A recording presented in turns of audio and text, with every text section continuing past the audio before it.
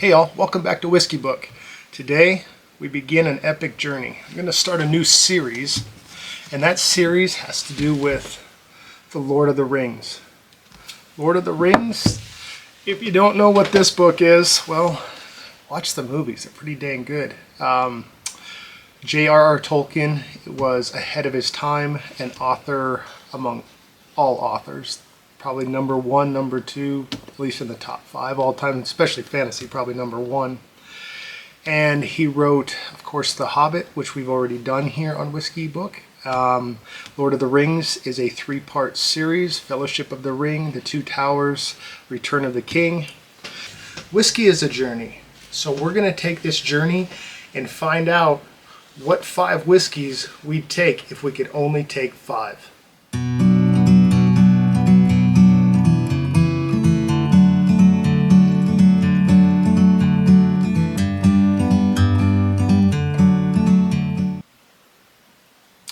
Welcome back to Whiskey Book. Okay, so what do we have today? Well, we have my version of what 5 whiskeys would you keep, or could you have, or you could only pick 5. Yeah, that's the wording. You could only pick 5 whiskeys. Which ones would you take? Well, my twist, the Whiskey Book twist, is if we went on this journey on the Fellowship of the Rings, and we're with Frodo, and we're with Aragorn, and Boromir, and Gandalf the Wizard, and we're going on a journey in a fellowship. We're leaving our house in the Shire. This is the Shire. If we leave this, I can only take 5 whiskeys with me. I can't pack them all. Which 5 do I take? Oh, that's miserable. I don't even want to think about it. But we're going to hit that. We're going to go with that. And so we're starting a series where I am going to try to figure out which 5 to take. Now here's the kicker. I already know 3 of them. And number 1, Eagle Rare. Buffalo Trace 10-year, 90 proof. Buffalo Trace mash bill number 1. This is my favorite bourbon, by the way. Like, just normal. Like, we're not talking the heavy duty stuff. We're talking the 50 and under, 60 and under even maybe. I just can't find very much of it, so I'm holding on to this bottle. We're not tasting that today. By the way, we are not tasting any of the 3 that I already have. I already know what they are. We're going to try to pick the next 2, and this is so important that this series we're going to do a tournament style. I know we're in March. We're still in March? Yeah, last day of March. We're going to do a tournament style to figure out what are the last 2 whiskeys I'm taking with me. And I say whiskeys purposefully because, well, number 2 on my list that I already know is Redbreast 12. Irish pot stilled at a Middleton distillery in Ireland. Finished in Oloroso sherry cask, copper pot stilled. Oh, and let me do pricing here. I'm sorry. The Eagle Rare used to be about $30. It is no longer $30. It is getting up there around here, closer to 40-ish, but still worth every penny. Just don't raise it anymore, please. The Redbreast 12, getting $68. Used to be around 60, now it's 68. And last that I know that I'm taking, if I had to leave my Shire home, if I had to leave Hobbiton and follow Gandalf to the ends of the earth, of Middle Earth, I'm also taking Wild Turkey Rare Breed. I am not going anywhere without Wild Turkey Rare Breed, and this is the only one. Weird that they're both rare and birds, but Rare Breed and Eagle Rare are 2 easiest bourbons that I had to pick, no problem. So we are going to now try to figure out what are the next 2 that I would keep if I could only take 5. So if I could only take 5, and I already know 3, where do we start? How do we do this journey? Well, the Fellowship, let's see, they went through the Misty Mountains, they went through the hills of Rohan, they went through Rivendell, the elven beautiful land. They ended up in, well, they obviously went through Gondor, some of them. They ended up, most of them, in Mordor. and in Mordor we have the dead marshes, and we have a land that just desolate. So I'm going to kind of rank these whiskeys by that, and I'm going to kind of use proof and price. Like the bottom shelf is Mordor, the next tier is the jaggedy hill country of Rohan. The next level might be like Shire or mountains, and then the top are the peaks, are the big cities, are the tall things, the majestic parts of Middle Earth are going to be our top. So today, where does our journey from J.R.R. Tolkien, The Lord of the Rings, where is our journey going to start? Well, we are starting with a group that are, I guess this would be the Shire group, because they're all about the same proof and they're all relatively close to the same price. We cannot do a journey without Old Forester 1910. Redbreast 12 and Old Forester 1910 got me into this journey, the little suckers. So I can't leave them out of this. Old Forester 1910 is 93 proof. It's online, it's about $55 in my area. It's closer to $60, $65. No, it's closer to 60. 1920 is getting up there closer to 70. But Old Forester 1910, first contestant. I'm also putting it up against Woodford Reserve Double Oaked, which has kind of replaced 1910 in my daily drinking as the sweeter whiskey that I like. Old Forester, or excuse me, Woodford Reserve Double Oaked has some of the same influence as 1910. They're both, I believe, charred in new oak barrels. In fact, I know Woodford Reserve, they take rebarrel the Woodford Reserve Distillers Select in new oak barrels. So those two are the really sweet ones. Kind of in the middle here is this is the Michter's US 1 small batch Kentucky straight bourbon. This one is 91.4 proof. It's about $60 in my area. I think I saw it for $58. It's fire charred in new white oak barrels. So we got a lot of charring and oaking, which is perfect for bourbon. And yes, the 5 that we are contemplating for our journey today are all bourbons. And most everything is going to... hold on. Number 4 we're going with today, Jack Daniel's Single Barrel Select. I know it's a Tennessee whiskey. It's also a bourbon. I'm not going to argue that point. We're just going to put it in there. So I've never had this. This one will be interesting. I've just heard about it. So I've heard so many good things about it. I'm like, I need to give this a chance to be on the journey. And last, certainly not least, one we've already done on the channel, and you can already see the little horsey in the screen, I think, Blanton's. We cannot have a journey without considering Blanton's. I used to love Blanton's until I couldn't find it anymore, and it's kind of like this Eagle Rare. And stay tuned, because if I cannot find Eagle Rare, I haven't seen it for like 6 months in my area. If I can't find Eagle Rare anymore, I may have to replace that one. So I have 5 glasses in front of me from these 5 bourbons, and I am going to find out. This is episode 1 of the series. Whoever wins today will go up against the winners of the next episodes. So it doesn't guarantee anybody a spot. This is just round 1. And here we go. Who is going to join us on the road? And all of these, like I said, are either Shire or Rohan level. I think I want Shire below Rohan level. It's Riders of Rohan. Man, that's so cool. I grew up riding horses. That's awesome. And I have horse top labels, so we're going to say Rohan's a higher level. These are all right around, okay, the Jack Daniels is, I probably should have told you what the Jack Daniels, did I tell you that? It's 94 proof single barrel select out of Lynchburg, Tennessee. these are all, that one was about 57, this one's 58, so those may be Shire level. So those three, Michter's, Jack Daniels, and Old Forester, are all about $58 to $59. We're gonna call that, 55, kind of the cutoff for the Shire, so none of them really fall in there. The Woodford Reserve Double Oaked is 66 in my area, or 68 now. Everything goes up a couple dollars, like every time I go in there, it's crazy. That is Rohan level for sure. And then Blanton's, the proof is Shire level. The price is, we're getting up into the mountain level.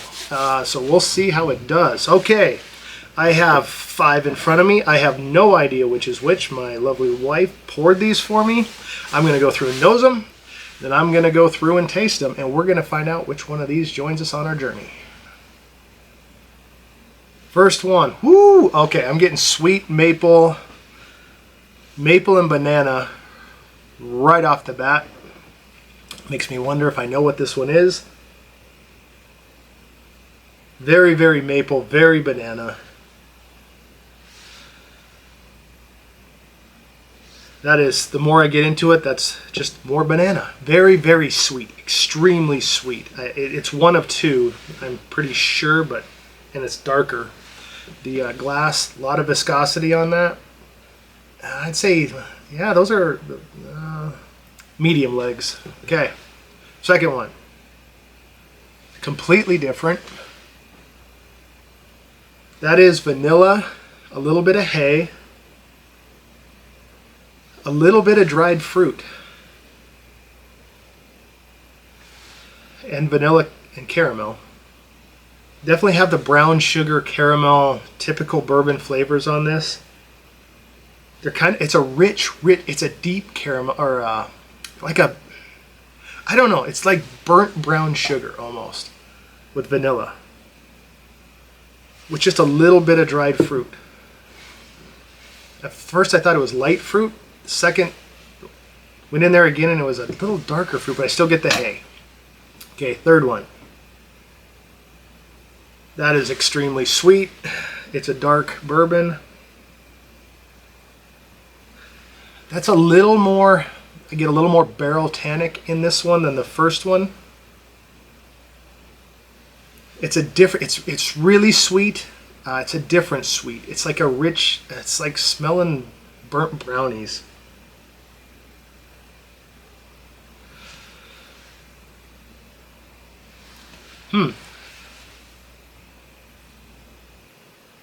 Very dark, very like dark chocolate, dark brownie.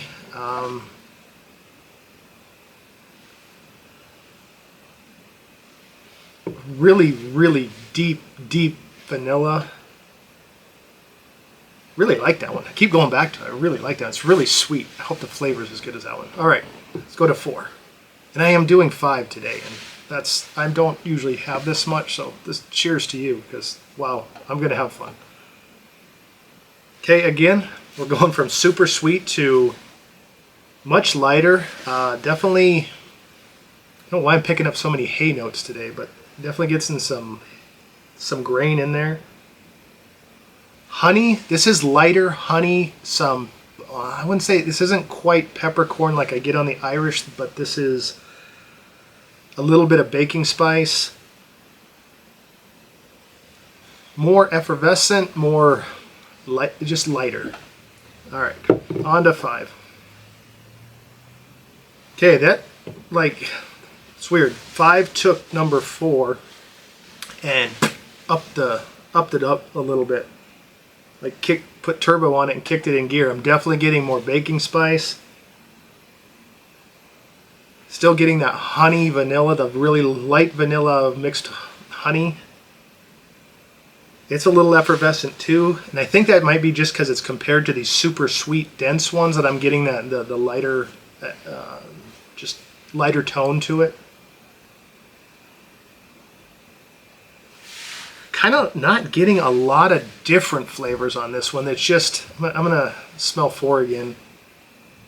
And see, when I go back to 4, I get a little bit, now that's a little denser. Like 4 definitely has red fruit, raspberry, maybe black cherry. And 5 is just really light. Very vanilla at the bottom. Little potpourri. Okay, we need to, I guess I didn't compare. I'm just kind of looking back here. Legs, number 2. That's kind of sitting there. Yeah, 2's got the viscosity. Nope. 4 is not bad. 2 and 4 are winning the viscosity battle here. Of course, number 1 was the longest, was a while ago, but 2 was a while ago too, and that's just still pouring down the sides of the glass here. Okay, let's go number 1. This is banana. This is maple, and a little dishwasher soap. I think I know what this is.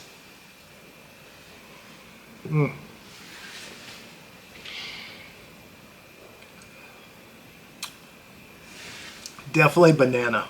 Very, very ripe banana. On the nose, it's just like banana chips. On the palate, ooh, oh, hold on. Palate was like ripe banana, but that finish, oh, wow. I don't know if I've ever gotten that quite like that before. I just got like charred oak, but not tannic oak, like charred oak right down the back of the throat, and that was a cool experience. I'm not gonna lie. That was really good. None of these are Fangorn Forest, by the way. These are all from the nose and tasting. I think this is, that finish is still going. Holy cow. I think I know what this is, and the funny thing about this one is every time I go to it, it's like a different experience. It's very unique. I'm not going to guess because it might not be, but I definitely get a rush of banana on the tip of the tongue, right over the back of the tongue. And then going down the back of the throat, it turns into this black, dark char. Like, oh, like the crispy parts of a steak. Like you cook a steak and the outside, you get it really crispy, and then those edges that kind of crust off. It's almost, it's not what it tastes like, but it's like the feel. Oh, it's so good. Okay, I have some oyster crackers over here. I'm going to partake because that finish is still going too. It just, I don't want it to go away, but we need to move on. So 1 is definitely finish, like awesome. Okay, number 2. Number 2 is a little bit potpourri one.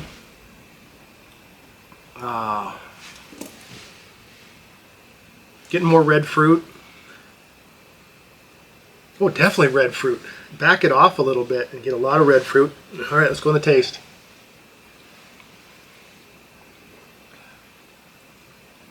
Oh, that's dusty in a good way.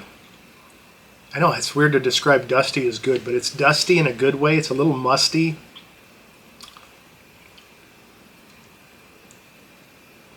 It's lighter. It's vanilla. It's light butter toffee. Not much for a finish, though. Let me try it again.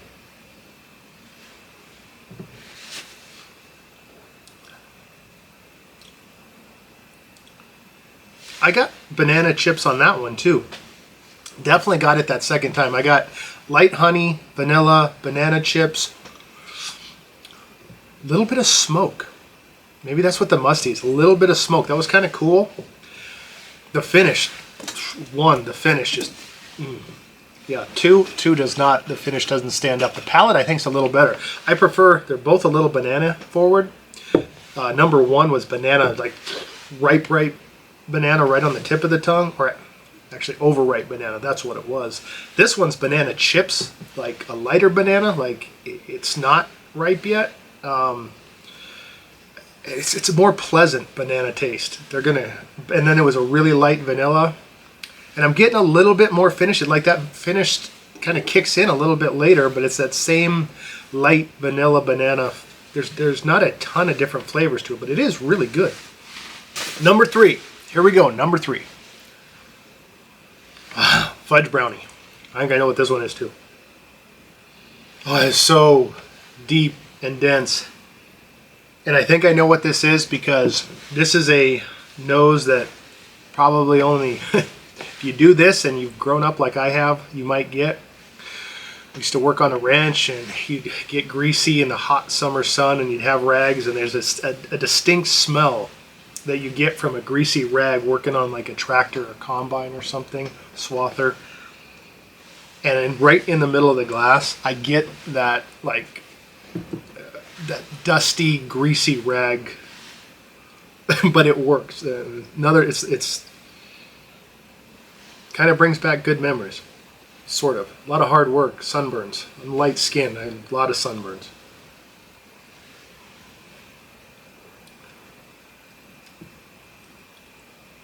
That is very, very chocolatey. Like I almost want to smack the top. Like it's dense. It's like drinking a burnt fudge brownie. That's the best way I can describe it.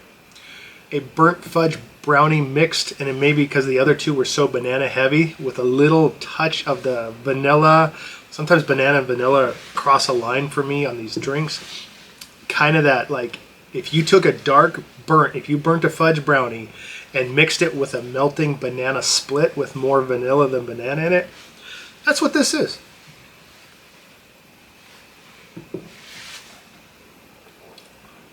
Oh, on the finish on that is all the brownie. Like right down the middle, it's like, it's, you cooked the brownie on a wooden platter and it all burnt. And now you're eating the brownie to get a little bit of that wood char, and it's just burnt brownie with a slight, and then you mix it in a little bit of that vanilla. Yep, vanilla ice cream. That's what that one is.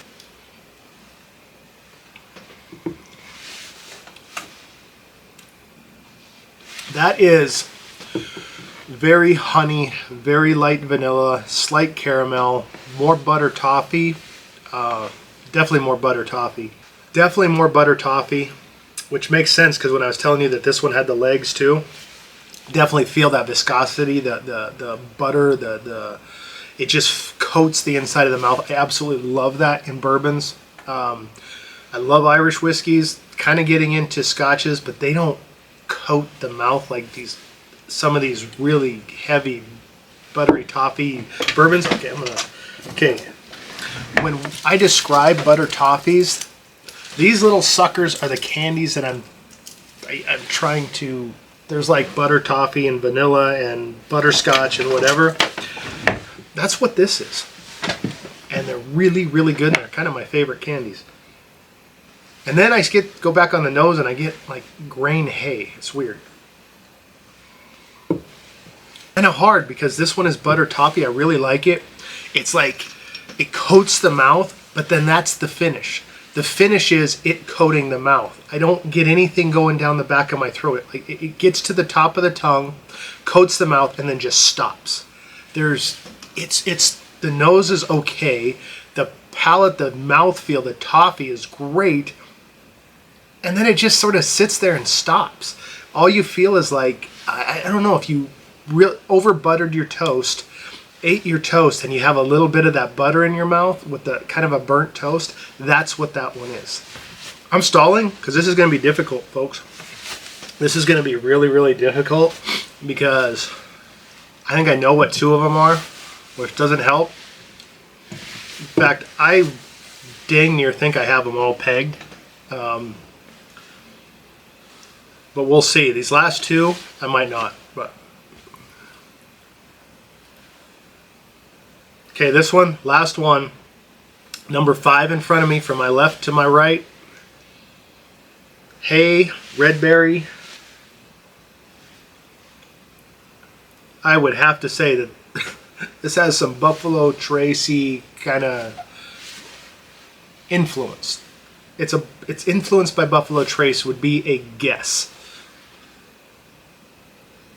Very hay forward, very grain, not grainy, just hay, light hay, honey, light hay, with a hint of red berry.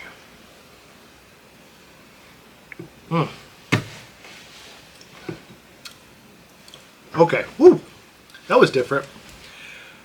That was kind of cool. That was an experience. Oh wow. Okay, so the initial Okay, finish is Boston baked beans. I'm gonna put that before I forget, because that is totally Boston baked beans on the finish. Whatever that char is in there, it starts as light honey vanilla on the very tip, and then immediately it goes to this like deep barrel char, almost not quite tannic, but good.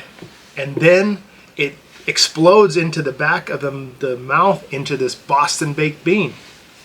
Really cool. Try that again, see if it happens. Okay, now I'm getting more, now that I had it on the last one, I'm getting more of the Boston baked bean right off right off the palate there. That is neat. That is a neat experience that I don't remember. So maybe I don't have these pegged because I don't remember that. Oh, crud. Now I have to pick. All right. I'm going to do the two sweet ones. See which ones, because like I told you, the Woodford Reserve Double Oaked has been my go-to over 1910, and I think I had a bad bottle of 1910. I mentioned dishwasher detergent. I had one bottle that I even wrote to Old Forester. I was like, this is really bad.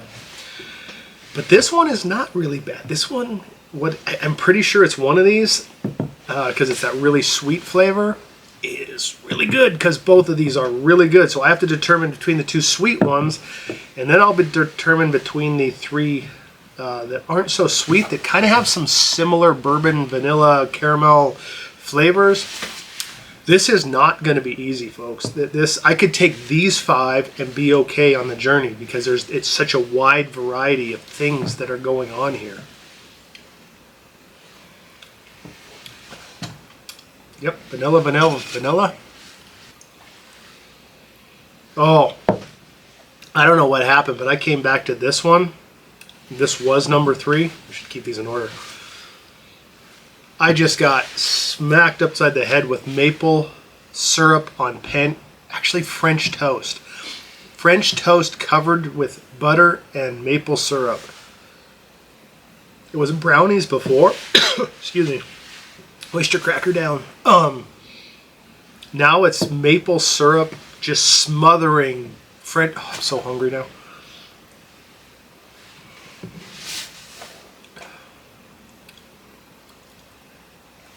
And I get mint. Where did that come from? Okay, let's go to the other 3. These are similar-ish, more bourbon, and we need to get through this. So number 2, is that a nut? Not really. Almost like, there's like slight, like almost that really dense pecan pie kind of flavor. Of the other 3, number 2, the nose is way, just absolutely just smacks you in the face, Batman style. And they are in order.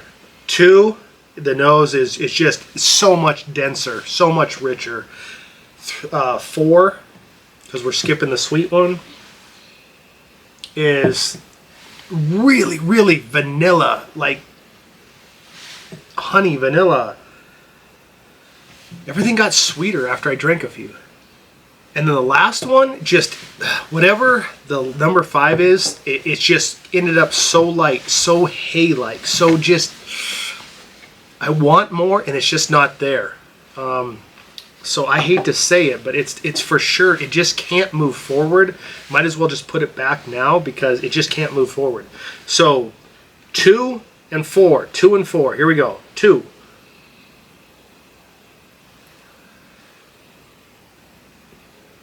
Very red berry note, very red berry. Hint of vanilla, still get the banana chips, very red berry. And number 4 tries to be that, it's just not quite there, so let's go to the palate. Let's do 4 first.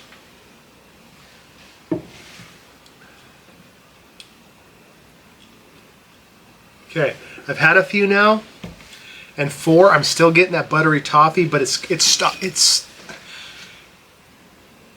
okay. The finish is still just the butter toffee on the mouth, and I like it.